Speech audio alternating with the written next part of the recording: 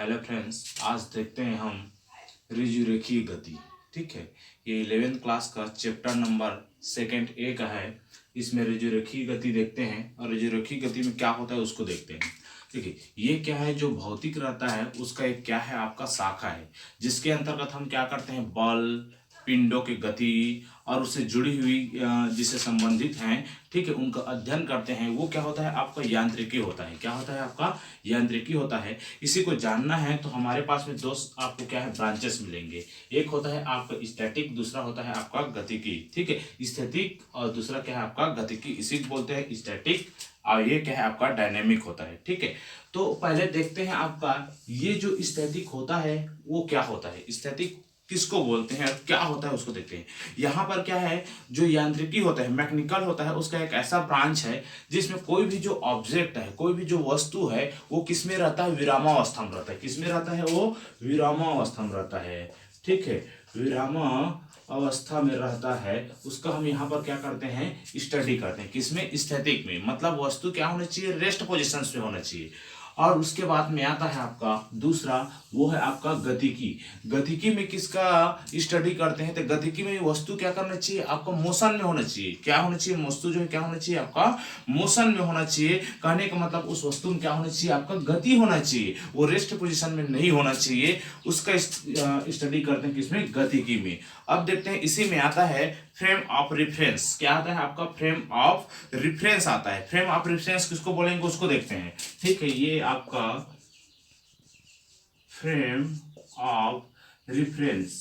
ठीक है, frame of क्या है, आपका रेफरेंस। फ्रेम ऑफ रेफरेंस देखते हैं, तो फ्रेम ऑफ जो रेफरेंस है उसको क्या बताता है, ये क्या चीज होता क्या है, ये क्या बताता है, कोई भी जो वस्तु है उसका पोजीशन, ठीक है, और उसका गति का क्या करते हैं, अध्ययन किया जाता है, उसको बोलते हैं फ्रेम ऑफ रेफरेंस, या इसी को बोलते हैं निर्देश तंत्र। क्या बोलते हैं, निर्देश तंत्र। देखिए, इसको समझना है तो हम समझ सकते हैं इससे, एक्स, वाई और जेड, ये आपका ओरिजिन पॉइंट है, मूल बिंदु है।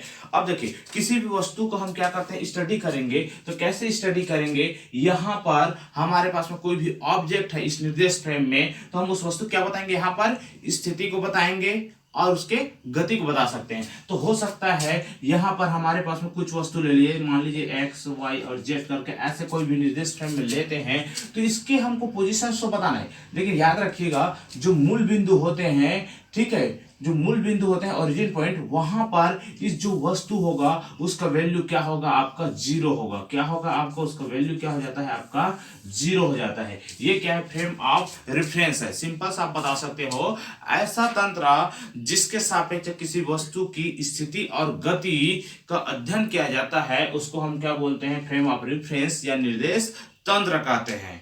ठीक है, अब देखिए, इसमें दो चीज आते हैं। क्या क्या आते हैं इसके बारे में देखते हैं। हमारे पास में दो वस्तुएं होती हैं। क्या क्या वस्तुएं होती हैं उसको देखते हैं पहले। ठीक है, एक होता है आपका विरामावस्था में वस्तु, दूसरा होता है आपका गति अवस्था में वस्तु। विरामावस्था में वस्तु क्या होगा, आपका विरामावस्था में वस्तु जो है क्या करता है, स्थिर रहता है। वो क्या हो रहता है, आपका गति नहीं करते, लेकिन किसके सापेक्ष, किसी दूसरे वस्तु के सापेक्ष। जैसे कोई भी व्यक्ति जो है ट्रेन में क्या करता है, सफर करता है, तो उसमें क्या रहता है, ट्रेन में वो स्थिर रहता है। ठीक है, ट्रेन में क्या रहता है, स्थिर रहता है, लेकिन प्लेटफॉर्म क्या रहता है, उसके अपोजिट रहता है, वो मोशन में उसको लगता है। जबकि क्या रहता है, वो जो आपको प्लेटफॉर्म है वो क्या रहता है, स्थिर रहता है। उसमें दोनों आता है। देखिए, अब क्या हो गया, ट्रेन स्थिर है, मतलब वो विरामावस्था में आ गया। ठीक है, चल रही है फिर भी विरामावस्था, क्योंकि उसमें बैठे हुए जो लोग हैं वो क्या है, स्थिर है। ठीक है, और जो प्लेटफॉर्म है वो मोशन में लगता है, और वो किसमें, गति अवस्था में आपको लगता है। जस्ट उसका उल्टा होता है। ये आपको विरामावस्था और गति अवस्था को वस्तुओं के बारे में देखते हैं। अब इसके आगे देखते हैं हम, इंपॉर्टेंट है हमारे लिए, वो होता है पॉइंट ऑब्जेक्ट। क्या होता है आपका पॉइंट ऑब्जेक्ट, क्या होता है पॉइंट ऑब्जेक्ट, देखते हैं। पॉइंट ऑब्जेक्ट या बोलते हैं बिंदु वस्तु, पॉइंट ऑब्जेक्ट।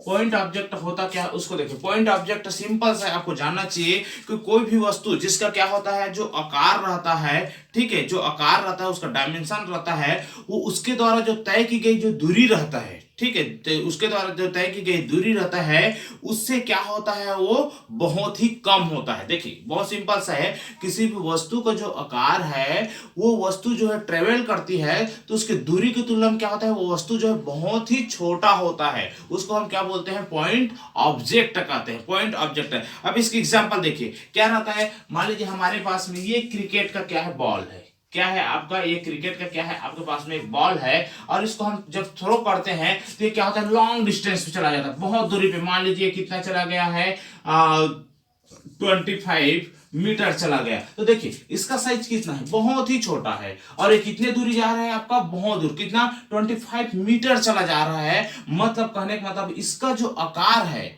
इसके द्वारा जो चली गई दूरी है उसकी तुलना में बहुत ही क्या होता है, आपका कम होता है। इसको बोलते हैं आपका बिंदु वस्तु कहते हैं।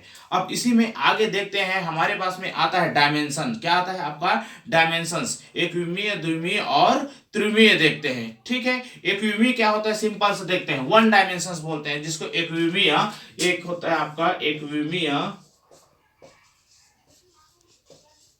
एकविमीय, एकविमीय क्या है, ये हम गति के बारे में बता रहे हैं। तो एकविमीय गति, एकविमीय गति में क्या होता है, देखिए एकविमीय गति में वस्तु जो है, जो ऑब्जेक्ट है वो क्या करता है, एक सरल रेखा में गति करता है। किसमें गति करता है, एक सरल रेखा में गति करता है, उसको हम क्या बोलेंगे, एकविमीय गति हो। इसकी एग्जांपल देखें, जैसे ट्रेन है, ट्रेन क्या करती है, एक पटरी सीधे में ही चलती है, वो क्या हो जाएगा, एग्जाम्पल हो जाएगा किसका, एकविमीय गति के। एकविमीय वस्तु में, वस्तु एकविमीय गति में वस्तु किसमें गति करता है, एक सरल रेखा में गति करता है। ठीक, और उसके बाद में आता है आपका द्विमीय गति। द्विमीय गति कहने का मतलब वस्तु जो है किसी समतल सतह पे अगर गति करती है, क्या किसमें, किसी समतल सतह पर गति करती है तो उसको हम क्या बोलेंगे, द्विमीय गति कहेंगे। ठीक है, दूसरा होता है आपका द्विमीय, द्विमीय गति। इसमें क्या करता है, जो वस्तु रहता है वो क्या करता है, किसी समतल पर क्या करता है, गति करता है, तो उसको हम द्विमीय गति कहते हैं। इसकी एग्जांपल देखिए, जो जमीन पे जो चलने वाले जो कीड़े होते हैं वे इसकी एग्जांपल में बताए जा सकते हैं। या जो गेंद की गति रहता है वो भी क्या थ्रो करते हैं तो वो एक बार ऊपर एक बार नीचे जाता है, मतलब किसी द्विमीय गति हो जाता है। साथ ही आपका जो नदी में जो नाव की जो गति होती है वो भी क्या होता है, ऊपर और नीचे रहता है। ठीक है, तो वो भी क्या रहेगा, एक समतल में है और ऊपर नीचे होता है, तो वो कौन सा गति होगा, द्विमीय गति होगा। उसके बाद में एक और आता है आपका त्रिमीय गति। क्या आता है, त्रिमीय गति। त्रिमीय गति सिंपल सा है, त्रिमीय गति में क्या करता है, वस्तु जो है आकाश में गति करता है। किसमें गति करता है, वस्तु जो है आकाश में गति करता है, तो उसके गति को हम क्या कहेंगे, त्रिमीय गति कहेंगे। जैसे उड़ती हुई चिड़िया, चिड़िया ऊपर भी जाती है, 3 डायमेंशन जो निर्देश में बताए थे, इसमें इस तीनों में क्या करते हैं, वो गति करता है, तो वो क्या हो जाएगा, आपका त्रिमीय गति हो जाएगा। चिड़िया की गति है, गैस के जो अड़ुए रहते हैं वो भी ऊपर नीचे सब तरफ क्या करते हैं, मोशंस करते हैं। ये क्या है आपका त्रिमीय, क्या है आपका गति है।